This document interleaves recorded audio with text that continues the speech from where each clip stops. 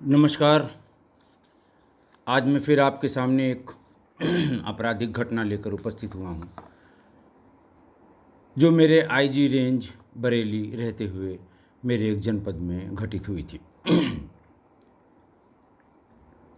आज की घटना जिला शाहजहांपुर की है। 23 फरवरी 2021 को एसपी शाहजहांपुर श्री एस आनंद ने मुझे फ़ोन पर सूचना दी कि सर एक और गंभीर घटना हो गई है। दरअसल मैं उसी समय उस दिन शाम को एक और बड़ी घटना के सिलसिले में शाहजहांपुर गया था। मौका देखा था, सभी अधिकारियों को इकट्ठा किया था और विवेचना को आगे बढ़ाने संबंधी उनको निर्देश दिए थे। और वहाँ से मैं करीब 9:30 बजे बरेली के लिए वापस चला था। वो जो घटना थी उसके बारे में भी मैं आपको 1-2 दिन में बताऊंगा। मैं उस घटना के बाद सबसे मिलके, और उस समय तक कोई किसी तरह की सूचना नहीं थी, और तब मैं वहाँ से बरेली के लिए वापस गया था। मैं बरेली वापस पहुँचा ही था कि एस आनंद का फ़ोन आया कि सर जो दूसरी घटना हुई है वो और भी गंभीर है। मुझे अभी अभी सूचना मिली है, मैं मौके पर जा रहा हूँ। उसने ब्रीफ में ये बताया कि कांठ थाना क्षेत्र के एक गांव में 2 चचेरी तहेरी बहनों, जिनमें एक की उम्र 5 वर्ष और एक की उम्र 7 वर्ष है, गांव के बाहर खेत में पाई गई हैं। एक की मृत्यु हो चुकी है और दूसरी मरणासन्न है। मौके पर हजारों ग्रामीणों की भीड़ है। सभी अधिकारी मौके पर हैं। आपको सूचित करने के लिए फ़ोन किया था। जैसा बताया एसपी शाहजहांपुर ने, घटना वाकई बहुत गंभीर थी। मैं उस समय बरेली वापस पहुंचा ही था और मैंने वर्दी भी नहीं उतारी थी। तुरंत वहां से शाहजहांपुर के लिए वापस चल दिया। अपने एडीजी जोन बरेली श्री अविनाश चंद्रा साहब को, डीजीपी साहब को और ADG law and order Shri Prashant Kumar साहब को भी फ़ोन से घटना के बारे में अवगत करा दिया था। मौके पर पहुंचा, जो शाहजहांपुर जिला मुख्यालय से 25-30 किलोमीटर दूर है। पूरा गांव इकट्ठा था। सभी लाठी डंडा और टॉर्च लिए हुए थे। वहां एसपी सिटी, सीओ और तमाम जिले के तमाम थानों की फोर्स भी थी। दोनों स्थान पर गया मैं, दोनों मौके पर। एक जहां 5 वर्ष वाली बच्ची मृत पाई गई थी, और दूसरा जहां वो दूसरी बच्ची वहाँ पर पाई गई थी, मरणासन्न थी। और उसको ये समझ रहे थे, जब उसको लोगों ने देखा कि इसकी भी मृत्यु हो चुकी है। दोनों जगह गया, दोनों जगह संघर्ष के निशान थे। घास दबी हुई थी, छोटे पौधे टूटे हुए थे। फिर उसके बाद गांव वालों से बात करना बहुत आवश्यक था। गांव वाले बहुत उत्तेजित थे। पहले उनकी एक एक करके सब बात सुन ली। और मैं आपको बहुत बार बता चुका हूँ कि जब किसी छोटे बच्चे के साथ आपराधिक घटना या दुर्घटना होती है तो बाकी लोग उससे अपने आप को जोड़ लेते हैं। उनका ध्यान अपने बच्चों की तरफ जाने लगता है। इसलिए ये भीड़ बहुत बड़ी संख्या में वहाँ इकट्ठा हो गई। बातचीत के दरमियान ये पता लगा कि गांव भानपुर, जो थाना कांठ क्षेत्र में पड़ता है, वो घनी आबादी वाला गांव है। उसमें 90% आबादी बंजारा मुस्लिम जाति के लोगों की है, और जिनकी बच्चियां थीं वो बीच गांव में रहते थे। एक बात ये रूल आउट हुई कि कोई कम्युनल एंगल नहीं हो सकता, क्योंकि एक ही संप्रदाय के लोग वहाँ पर हैं। क्योंकि मौके पर जाते ही सबसे पहला काम यही हो सकता, ये पुलिस अफसर को करना चाहिए, या करता हूँ, या और लोग भी करते हैं, कि मौके पर पहुंचकर इसका असेसमेंट किया जाता है कि इस घटना के रिएक्शन में क्या हो सकता है। क्या कोई कम्युनल बात तो कहीं से नहीं होगी, क्योंकि अगर वहाँ दूसरे संप्रदाय के लोग भी बस रहे होते या रह रहे होते तो अफवाह फैलाने में देर न लगती। जब तक अफवाहों को उसको देखें कि उसमें कितनी सत्यता है, या उसका खंडन करें, तब तक कानून व्यवस्था की स्थिति बहुत विकट हो जाती है। बहुत बार ऐसा हुआ है कि ज़रा सी बात हवा उड़ी, लॉ एंड ऑर्डर ख़राब हुआ, फिर आप उसके बाद अफवाह के बारे में सफाई देते रहिए। घटना के बारे में यह भी बताया गया कि एफआईआर पंजीकृत कर ली गई है और तहरीर 23 फरवरी में ही वादी मेहंदी हसन सन ऑफ बांके निवासी ग्राम भानपुर थाना काठ ने लिखाई है। उन्होंने लिखाया है कि उनकी प्रपौत्री यानी grand daughter Kumari Afreen, daughter of Nawab Sher, उम्र करीबन 5 वर्ष, और दूसरी पौत्री कुमारी हुमा, डॉटर ऑफ वली हसन, उम्र 7 वर्ष, ये 22 तारीख को शाम 3:30 बजे अपने घर से लगभग 70 मीटर दूरी पर सरकारी प्राइमरी स्कूल के सामने लगे हैंडपंप पर नहाने गई थीं। ये कह के गई थी कि वो नहाने जा रही हैं, क्योंकि नहाने के बाद शाम को वो किसी टीचर के यहाँ कुछ धार्मिक टीचर के यहाँ कुछ सीखने या पढ़ने जाया करती थी। तो उन लोगों के वो दिन भर खेली कूदी बच्चे हैं, तो नहा धो के साफ़ सुथरे कपड़े पहन के रोज़ उनके यहाँ जाया करती थी। जब दोनों बच्चियाँ शाम तक घर नहीं आईं तो गांव वालों को चिंता हुई। गांव के पड़ोसियों को उन्होंने बताया और गांव में ये खबर जंगल में आग की तरह फैल गई। बच्चियों के परिवार और गांव के लोग रात में 9 बजे से उनको तलाश करने लगे। पहले गांव में, फिर गांव के आसपास के खेतों में, और फिर जंगल की तरफ वो जा रहे थे सभी लोग। तभी संजीव कपूर नाम के एक व्यक्ति के सरसों के खेत में 5 वर्षीय नाबालिग बच्ची आफरीन का शव एकदम नग्न अवस्था में मिला। थोड़ी दूर पर उसके कपड़े पड़े हुए थे और सर से बहुत खून बह रहा था। यह खबर भी गांव में पहुंचते ही जो लोग गांव में रह गए थे वो सब बाहर आ गए और सभी जंगल की तरफ आ गए। सबको ये आशंका थी, सबने अनुमान लगा लिया कि अगर ये इसकी हत्या हुई है तो दूसरी वाली की भी हत्या हो चुकी होगी, बॉडी कहीं खेतों में पड़ी होगी। इसी आशंका के चलते सारे एक साथ टूट पड़े। वहाँ आसपास बहुत ढेर सारे गन्ने के खेत थे। तलाश करते करते घटनास्थल से करीब 100 मीटर की दूरी पर एक गन्ने के खेत में दूसरी बच्ची हुमा, जिसकी उम्र 7 वर्ष थी, पड़ी हुई मिली। तब तक रात के 11:30 बज गए थे। फरवरी की सर्द रात थी और गांव में ठंड आसपास जंगलों की वजह से और ज़्यादा होती है। टॉर्च की रोशनी में प्रथम दृष्टया जिन लोगों ने सबसे पहले उस बॉडी को उसको देखा, उन्होंने ये कहा कि इसकी मृत्यु हो गई। फ़ोन से उन्होंने बाहर जो लोग थे उनको भी बता दिया और गांव में भी बता दिया कि इसकी भी लाश मिल गई, क्योंकि ऊपर से बदन बिल्कुल ठंडा, बर्फ़ ठंडा था, बर्फ़ जैसा।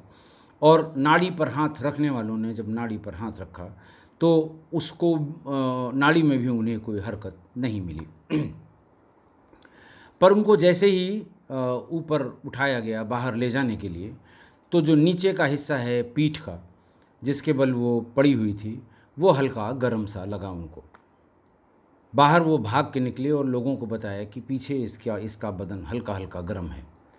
कोई जानने वाला था वहाँ पर जिसने टॉर्च से आँखों में प्यूपिल के मूवमेंट को देखने के लिए आँखें खोल के टॉर्च की रोशनी की। प्यूपिल ने रिस्पॉन्ड किया। वो फ़ौरन बोला कि ये मरी नहीं है, लेकिन प्यूपिल का मूवमेंट बहुत कम है, जो कुछ भी है बहुत थोड़ी जान बची है, और अगर जल्दी इसको मेडिकल एड मिल जाए तो हो सकता है इसकी जान बच जाए। लोगों ने उसे अपने कम्बल में बहुत अच्छी तरह से लपेटकर तुरंत पुलिस की गाड़ी से डिस्ट्रिक्ट हॉस्पिटल की तरफ ले गए।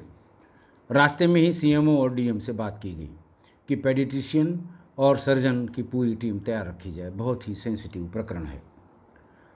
वहाँ हुमा को लेकर पहुँचने पर सीएमओ, सीएमएस और सारे डॉक्टर्स की टीम इमरजेंसी में मौजूद थी। पल्स रेट बहुत कम था और बीपी बहुत ही लो था। डीएम वहाँ के शाहजहाँपुर के इंद्र विक्रम सिंह, जो आज भी हैं, अभी भी हैं, वहाँ पहुँच गए थे। डॉक्टर्स को उन्होंने लाइन अप किया। डीएम शाहजहाँपुर बहुत ही सेंसिटिव और इफ़ेक्टिव अधिकारी हैं। उन्होंने डॉक्टर्स के और इलाज से और जो उसके लिए इंतज़ाम करने होते हैं उन सब को अच्छी तरह से वहीं से लाइन अप किया। बल्कि उन्होंने एसपी और एसपीसीटी को ये भी कहा कि आप लोग मौके पे जाइए, मुलजिम की तलाश करिए, यहाँ कोई दिक्कत नहीं होगी, मैं खुद देख लूँगा। मेरे पहुंचने से पहले ही dog squad, forensic, surveillance, crime branch सारी टीमें आके वहां वापस चली गई थीं। हजारों आदमियों के फुटफॉल के कारण फॉरेंसिक टीम को कुछ मिला नहीं था, सिवाय एक हंसियानुमा फलक जो फरसे की तरह था और जिसमें नीचे डंडा लगाने का सॉकेट बना हुआ था। वो अकेला मिला और उसके बारे में गांव के लोग कुछ नहीं बता पाए कि ये किसका है, किस काम में आता है, क्योंकि लोगों का ये कहना है साहब हमने ये देखा नहीं है, और लोग ये मान के चल रहे थे कि एक्सीडेंटली ये यहाँ पर पड़ा होगा, एक्सीडेंटली यहाँ आया होगा। सर्विलांस और जो नंबर्स लिए गए थे उनसे कुछ नहीं मिला।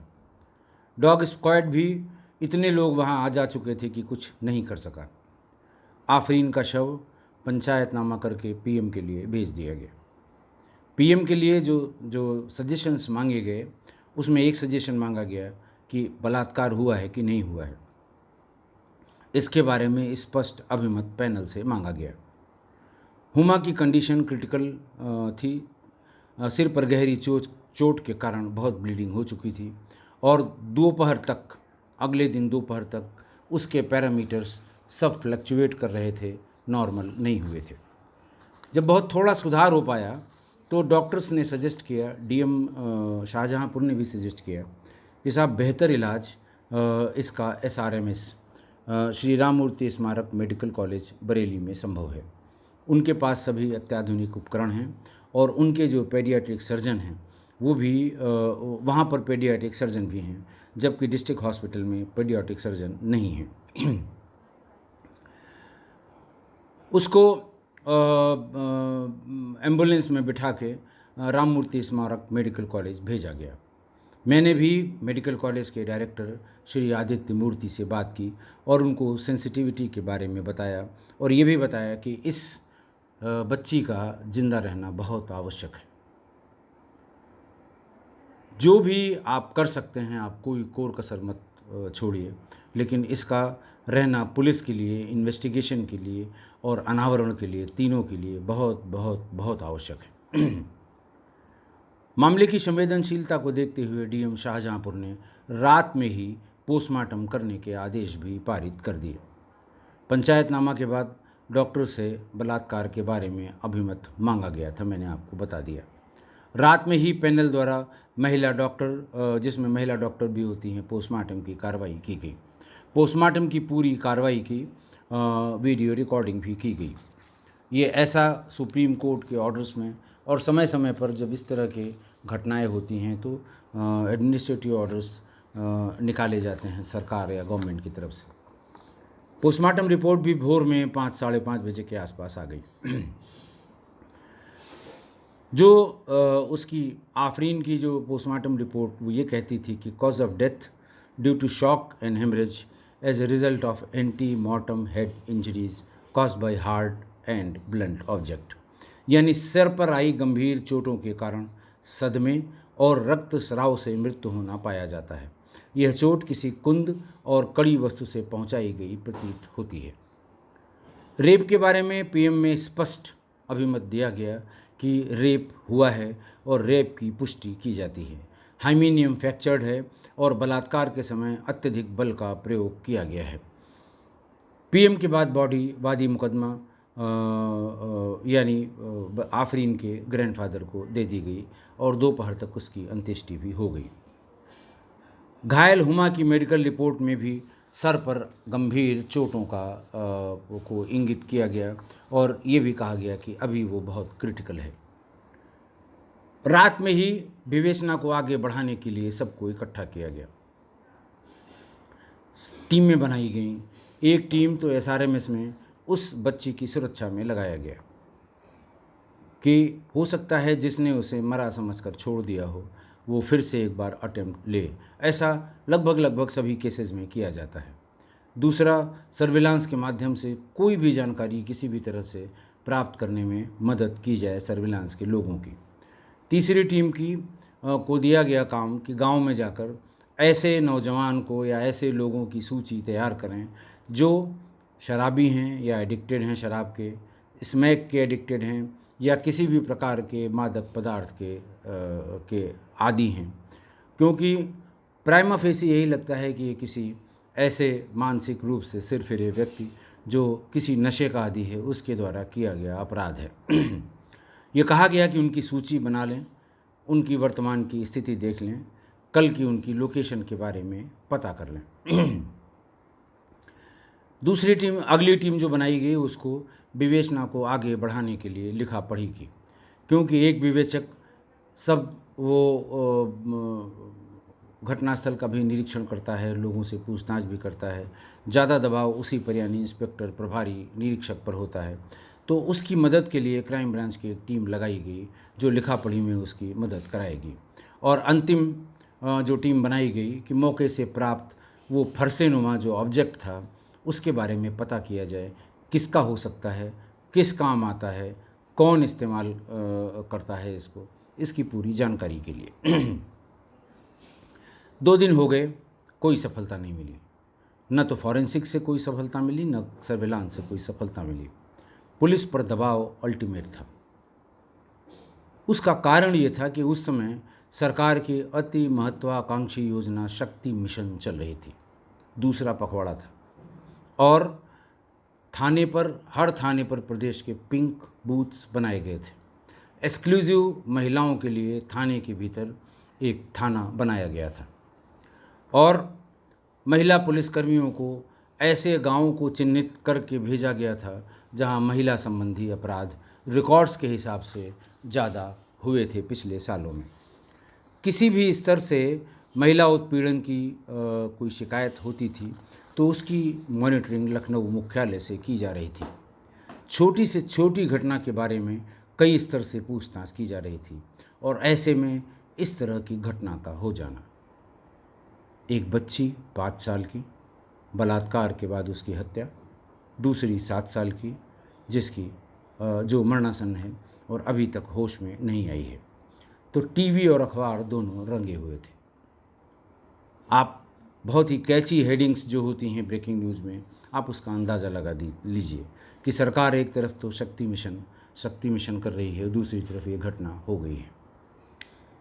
फिर तीसरे दिन जब कोई चारा नहीं मिला, जब कोई लीड नहीं मिली, तो तीसरे दिन बीट के सिपाहियों को और क्राइम ब्रांच के सुरागरत सिपाहियों को गांव में भेजा गया, और विद स्पेसिफिक इन्फॉर्मेशन कि ये पता करें, नहीं उस गांव के किसी गांव के, ये जो वहाँ ऑब्जेक्ट मिला है ये कौन इस्तेमाल करता है, किस काम आता है, क्योंकि नीचे सॉकेट लगा हुआ, बर्छी बाला भल्लम में तो इस्तेमाल करते हैं, लेकिन इस तरह के फलकनुमा, हल्के से टेढ़े और कम धार वाले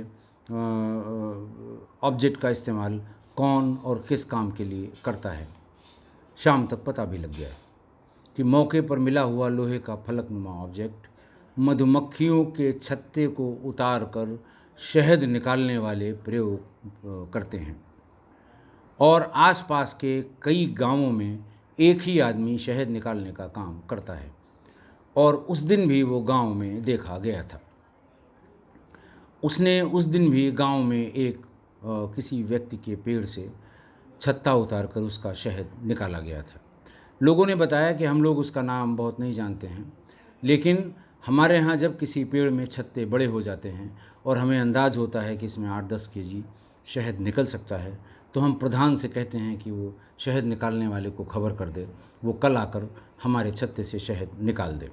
और प्रधान के पास उसका नंबर भी है, तुरंत फ़ोन करके उसको कह देते हैं, 1 या 2 दिन में आकर वो शहद छत्ता उतार कर शहद हम लोगों को निकाल कर दे देता है। प्रधान से बात की गई तो उन्होंने कहा हाँ बिल्कुल सही कह रहा है कोई। अब मुझे भी ध्यान आ रहा है कि ये जो सामान जो मिला है ये छत्ते को काटने और फिर उसको उतारने और फिर शहद निकालने के काम आता है, क्योंकि जो व्यक्ति इसको करता है उसका नंबर मेरे पास है। गांव में, इतने बड़े गांव में जब कभी किसी को आवश्यकता होती है, लोग मुझे आके बता देते हैं या फ़ोन कर देते हैं कि उसको बुलवा दीजिए प्रधान जी, और हमारे पेड़ में छत्ता बहुत बड़ा हो गया है, शहद निकलवाना है। कभी कभी उसको 2 दिन या अगले दिन का भी काम पड़ता था, तो वो अपनी बाल्टी, डोरी और ये डंडे में लगा हुआ ये ऑब्जेक्ट मेरे घर के बाहर ही छोड़ देता था, अगले दिन आकर खुद उसको ले जाता था। उसने बताया प्रधान ने कि उसका नाम अनिल उर्फ चमेली है। वह भी कंजड़ है, लेकिन वो हिंदू कंजड़ है। उसके नंबर की लोकेशन तत्काल निकाली गई तो वो अनिल उसकी लोकेशन मिल गई।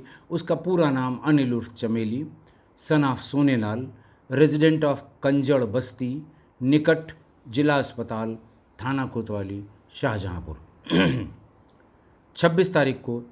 26 फरवरी को उसको थाने पर लाया गया। पहले तो उसने कुछ बताया नहीं, फिर वो बेवर्ड हरकतें करने लगा। शराब भी पिए हुए था।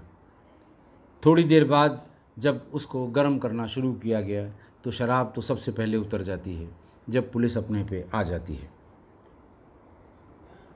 तो उसने बताया कि हाँ साहब, ये बिल्कुल सही है, ये मेरा ही औजार है, इससे मैं शहद के छत्ते काट के नीचे ले आता हूँ, फिर बाल्टी में इसी के सहारे उसका शहद निकाल लेता हूँ।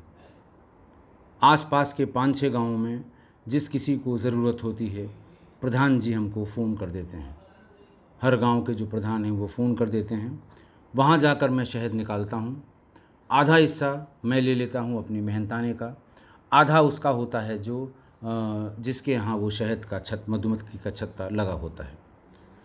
अगर वो मेरा वाला आधा हिस्सा ख़रीदना चाहता है तो वहीं बेच देता हूँ। गांव में कोई ख़रीदना चाहता है तो बेच देता हूँ। अगर कोई उसका सही दाम नहीं देता तो मैं उसको लेके शहर चला आता हूँ और शहर में वो अच्छे दाम में बिक जाता है। इसके अलावा वो रात में खरगोश, लोमड़ी या जिसको सियार कहते हैं, और गोह या गोहटा या सैलेमेंडर या सांडा, ये छिपकली प्रजाति का जानवर होता है, बहुत बड़ा होता है। इसका जो ऊपर का सरफेस है, स्किन है, वो रफ़ होती है, थोड़े थोड़े उसमें स्पाइंस जैसे लगे होते हैं। गोहटा गाँव में कहते हैं, गो भी कहते हैं, सैलेमेंडर इसका जोलॉजिकल नेम है, और सांडा भी इसे कहते हैं। ये ज़्यादातर बिल में, बड़े टीलों में, या जहाँ पर थोड़ी हल्की मिट्टी होती है, मतलब जो मिट्टी होती है पोली होती है, ऊंचे टीलों में, वहाँ ये दिन के समय में भीतर गोह में रहते हैं और रात के समय अपने शिकार के लिए बाहर निकलते हैं। कहते हैं बहुत जहरीला होता है। ये भी कहते हैं कि इसके काटने के बाद आदमी एक शब्द नहीं बोल पाता है। हमें उम्मीद है कि आप समझ गए होंगे कि ये कौन सा जानवर है। हो सकता है जो लोकल भाषा में उसे वहाँ मैं बता रहा हूँ, गोह या गोहटा या सांडा, इसको किसी और नाम से जाना जाता हो। ये उसका भी शिकार करते हैं रात में। बाहर उसके एक छोटा सा जाल लगाते हैं, फिर उसके बाद किसी आवाज़ से उसको प्रॉम्प्ट करते हैं, या कोई कीड़ा मकोड़ा एक उसमें सीख में करके उसके बिल के बाहर रखते हैं। थोड़ी देर में जब वो बाहर आता है तो उसको फंसा लेते हैं। उससे कहा कि आखिर सियार को क्यों मारते हो, जो ये लोमड़ी है या सियार है, इसको क्यों मारते हो? उसने कहा साहब, इसको मार के और टांग लेते हैं हम अपनी लाठी में पीछे और घर ले जाते हैं, और इसका मीट अच्छे टुकड़ों में साफ साफ बना के पॉलीथीन में ढाबों में बहुत अच्छे दाम में बिक जाता है। ढाबों में इसे देते हैं तो वो इसे मटन की तरह उसकी प्रिपरेशन बनाकर बेच लेते हैं, खिला देते हैं लोगों को। दूसरा खरगोश तो गांव के लोग ही ले लेते हैं, पैसा देते हैं, ले जाते हैं। उसका भी वो जो प्रिपरेशन मांसाहारी लोग बनाते हैं वो बना के खा लेते हैं। सांडे के बारे में, या गोह या गोहटा या सैलेमेंडर के बारे में बताया कि हम इसको खुद ही ले जाते हैं, बड़ी कढ़ाई में इसको गर्म करते हैं, इसमें से ऑयल, जो फैट होता है उसको बाहर निकाल लेते हैं, जिसको बाज़ार में सांडे का तेल कहते हैं। और उसके बाद जो बाकी हिस्सा है उसमें मसाला डाल के सब्ज़ी बनाते हैं, और पूरा परिवार ये गोह की सब्ज़ी खाता है। इसीलिए हम लोग, परिवार के लोग, लगभग सभी लोग बाहर जाते हैं और कोशिश करते हैं कि उस दिन की शाम की सब्ज़ी के लिए कम से कम एक गोह उनको मिल जाए। सांडे के तेल के बारे में उसने बताया कि यह वैद्य लोग, खासकर यूनानी वैद्य, ये इसका प्रयोग यौनवर्धक दवाइयों में करते हैं, और ये काफ़ी महंगा बेचा जाता है। जो उसने ये भी बताया कि सड़क के किनारे तंबू लगा के जो लोग दवाइयाँ बेचते हैं वो हमसे महंगे दामों में इसका तेल ले जाते हैं। फिर गांव वालों ने बताया कि साहब इसकी बड़ी एक अच्छी आदत है कि जब भी ये गांव में आता है तो ये 4-6 पैकेट बिस्कुट 10-20 टॉफ़ी लिए रहता है। इसको देखते ही गांव के बच्चे इसको घेर लेते हैं। ये सबको कुछ न कुछ टॉफ़ी या बिस्किट वो दे देता है, फिर ये अपने काम पर जाता है। ये बहुत ढेर सारे गांव वालों ने ऐसा बताया जब ये पता लग गया कि ये हथियार उसके द्वारा, ये औजार उसके द्वारा इस्तेमाल किया गया है। तो उससे पूछा गया कि तुम बच्चों से तुम्हारा इतना प्रेम है और तुम जब भी गांव में जाते हो तो लोग बताते हैं कि ये बिस्किट और टॉफ़ी ये सब देते हो, तो आखिर तुमने ऐसा क्यों किया? उसने कहा साहब मेरा कोई प्रेम नहीं है। बोला शुरुआती दौर में जब मैं शहद निकालने जाता था तो शहद जब बाल्टी में इकट्ठा हो जाता था तो और जिसका हिस्सा है उसको दे के अपना हिस्सा लेके जब हम निकलने लगते थे तो बच्चे वहाँ पर घेर लेते थे, शहद की जिद करते थे। और 1-2 बार तो ऐसा हुआ कि पूरी शहद जो हमारे हिस्से की थी वो बच्चों को दे दी गई, बच्चों को देना पड़ा मजबूरी में, जो उसको चाट-चाट के खा जाते थे। तो इस परिस्थिति से और फिर उसके बाद जब मैंने मना कर दिया कि अब हम बच्चों को नहीं देंगे, तो जब भी हम घुसते थे हमें छोटे-छोटे बच्चे पीछे से कंकड़ पत्थर मारते थे कि पहले ये शहद खिलाता था, अब ये नहीं खिलाता है। वो इरिटेट होता था, वो दौड़ाता था और उसका कहना था कि मैंने कई बार प्रधान जी से ये बात कही थी कि अब हम गाँव में शहद निकालने नहीं आएंगे, मुझे बच्चे बहुत तंग करते हैं। जैसे ही गाँव में घुसे वैसे ही ये कंकड़ पत्थर मारने लगते हैं। प्रधान कुछ नहीं बोला। फिर मेरे दिमाग में ये आया कि इनको अगर इनके काम की चीज़ हम दे दें तो ये शहद से हमारा पीछा छोड़ देंगे। और गांव में घुसते ही उसने कहा मैं राशिद की दुकान से, ताहिर की दुकान से छोटे छोटे जो पैकेट आते हैं 2-2 3-3 रुपए के, वो बिस्किट के पैकेट और 10 रुपए के 25-30 या 40 टॉफ़ी ले लेता हूँ। जैसे ही घुसता हूँ गाँव में, बच्चों को पता लग जाता है, सारे बच्चे घेर लेते थे। सबको 1-1 2-2 टॉफ़ी और बिस्किट के पैकेट दे के मैं आराम से अपना शहद निकालने लगा था। उस दिन भी मैं शहद निकालने की तैयारी कर रहा था। शाम के कोई 3 बज रहे थे। मैं अपना बाल्टी और वो सब हथियार, असलहा और नीचे से धुआं करने का सामान ये सब इकट्ठा ही कर रहा था। तभी मेरी नज़र पड़ी कि प्राइमरी स्कूल के पास लगे हैंडपंप पे 2 बच्चियां नहा रही हैं। वो पूरे कपड़े उतार के नहा रही थीं। मैं चूँकि शहद निकालने के पहले शराब पीता हूँ, मैंने पी रखी थी और मेरी नीयत बच्चियों को देख के ख़राब हो गई। 5-7 मिनट में, चूँकि जाड़ा बहुत था, जल्दी जल्दी नहा के बच्चियों ने जब कपड़ा पहना तो मैंने उनके पास जाके उनको बिस्किट के 1-1 पैकेट दिए। वहीं खोल के उन लोगों ने पैकेट बिस्किट खा भी लिया। मैंने उनसे कहा कि आज तुमको शहद भी दूंगा, शहद पियोगी? दोनों बच्चियाँ तुरंत राज़ी हो गईं। दोनों को लेके वो सरसों के खेत में गया, इधर उधर घुमाया, पेड़ों के नीचे खड़े होकर देखता था छत्ता है कि नहीं है। बच्चियाँ उस लालच में कि अब ये शहद निकालेगा और हम भी शहद खाने के लिए हमें भी मिल जाएगा, वहाँ उन्हें सरसों के खेत में ले गया। पहले उन्हें 2-2 टॉफ़ी दी, फिर दोनों के कपड़े उतार दिए। ठंडक के समय में बच्चियाँ कपड़े उतारने के बाद थोड़ा सा अनकंफर्टेबल भी महसूस कर रही थीं। उनको पुचकारता रहा। दोनों के कपड़े उतारने के बाद उसने ओरल सेक्स शुरू किया दोनों के साथ, और ऐसा करते करते उसने आफरीन को ज़मीन पे गिरा दिया और उसके साथ बलात्कार करने लगा। बच्ची, 5 वर्ष की बच्ची, आप नन्ही सी जान, आप सोच सकते हैं। वो ज़ोर से चिल्लाई। जैसे ही वो चिल्लाई, इसने उसका मुंह बंद कर दिया।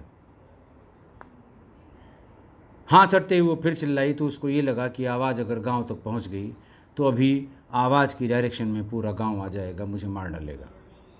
उसने वही छत्ता खींचने वाले उस हथियार के डंडे से उसके सिर पर जोर से प्रहार किया। सर से ब्लीडिंग होने लगी और ऐसा लगता है कि उसी समय उसकी मृत्यु हो गई। सिर का खून देख के या उसकी मारपीट देख के दूसरी बच्ची हुमा, वो भी चिल्लाने लगी। दौड़ा के उसके भी सिर पे एक चोट की, वो गिर गई। उसको कंधे पे लादा, डंडा अपने साथ लिया और वहाँ से भागते हुए खेतों के बीच होते हुए गन्ने के खेत में पहुँच गया। गन्ने के खेत में भी उसने उसके साथ ओरल किया, लेकिन उसका कहना था कि तभी उसको ये एहसास हुआ कि ये मर चुकी है, और फिर वहाँ से भाग के अपने घर आ गया। पुलिस ने जिस डंडे में वो फलक लगा हुआ था घर की तलाशी के समय बरामद कर लिया था और उसे सील करके विधि विज्ञान प्रयोगशाला में भेज दिया था कि ये डंडा इसी फलक का है या दूसरा डंडा है। जो उस दिन वो कपड़े पहने हुए था वो कपड़े भी उतार लिए गए और उसे सील किया गया। उस कपड़े में बहुत ज़्यादा खून के निशान थे, क्योंकि सिर से बहते हुए खून को लेकर कंधे में लाद के उस बच्ची को वो गन्ने के खेत तक गया था। 26 फरवरी को उसकी गिरफ्तारी कर ली गई। पूरी मीडिया के सामने उसको बापर्दा करके प्रस्तुत किया गया। मीडिया के एक एक सवाल का उसने, जो डाउट्स थे मीडिया के, उसका जवाब दिया। और वही मीडिया जो अब तक पुलिस के पीछे पड़ी थी, पुलिस के खून की प्यासी थी, उसने इस अनावरण पे पुलिस की भूरी भूरी प्रशंसा की। इस बीच में हुमा को होश नहीं आया, लेकिन जो एविडेंस मिले, जो साक्ष्य मिले, और फॉरेंसिक साक्ष्य बहुत अच्छे मिले। ब्लड सैंपल, उसका बच्ची का फरसे पे लगा हुआ खून, और शर्ट जिसमें उसका, और बाकी बच्चियों के जो कपड़े बरामद हुए थे उसमें भी जो सीमेन के निशान पड़े हुए थे वो भी सील करके फॉरेंसिक के लिए भेज दिया गया। सारी एविडेंस के साथ 2 मार्च को चार्जशीट नंबर 166 में पूरी केस डायरी के साथ पूरा सारे प्रपत्र न्यायालय में सबमिट कर दिए गए। अभी ट्रायल का वेट किया जा रहा है, क्योंकि इसका ट्रायल फास्ट ट्रैक कोर्ट से होना है। इस बीच में हुमा को होश नहीं आया। ऐसा लग रहा था कि अब कभी शायद होश में ना आए। महीना भर हो गया था और वो बेहोश ही थी। थोड़ा थोड़ा सेंसेस में आ रही थी, लेकिन अभी होश में नहीं आई थी। करीब 1.5 महीने बाद हुमा को होश आ गया। डॉक्टर्स को सबको धन्यवाद किया गया जिन्होंने 1.5 महीने अथक प्रयास करके न सिर्फ उसकी जान बचाई, वो पूरी तरह से होशो हवास में आ गई। महिला कांस्टेबल, उनके घर वालों की उपस्थिति में जब उससे बातचीत की गई तो उसने पूरी वही घटना डीटो बताई जो अभियुक्त ने, चमेली ने जो बताई थी। हुमा की गवाही सबसे महत्वपूर्ण होगी ट्रायल में, क्योंकि वो भुक्तभोगी है, उसके साथ घटना हुई है। और जितनी जल्दी इसका ट्रायल हो जाए, जितनी जल्दी उसका बयान हो जाए, उतना अच्छा होगा, क्योंकि बाद में बच्चा है, भूलेगा। डिफेंस के लॉयर तरह तरह के सवाल करेंगे, और मुझे पूरी उम्मीद है कि इसमें अभियुक्त को सज़ा होगी। आज की घटना पर क्या टिप्पणी करूं? यही ताजुब होता है कि आज के युग में भी ऐसे रक्त पिपासु, ऐसे काम पिपासु, ऐसे सेक्स मैनियक लोग हैं और जिंदा हैं। ये कहना तो कठिन है कि अगर प्रधान से कई बार शिकायत करने के बाद प्रधान ने उसकी बात मान ली होती और बच्चों को डांट डपट के ऐसा करने से मना किया होता तो ये घटना न होती। ये नहीं कह सकता मैं, ये बहुत कठिन है, क्योंकि ये उसकी निशाचरी मानसिकता थी। मानसिकता को कोई कैसे समझा पाएगा? उसके मन का जो राक्षस है, या ऐसे लोगों के मन का जो राक्षस है, वो कभी भी सामने आ सकता है। वो यही कृत्य करेगा जो उसने किया।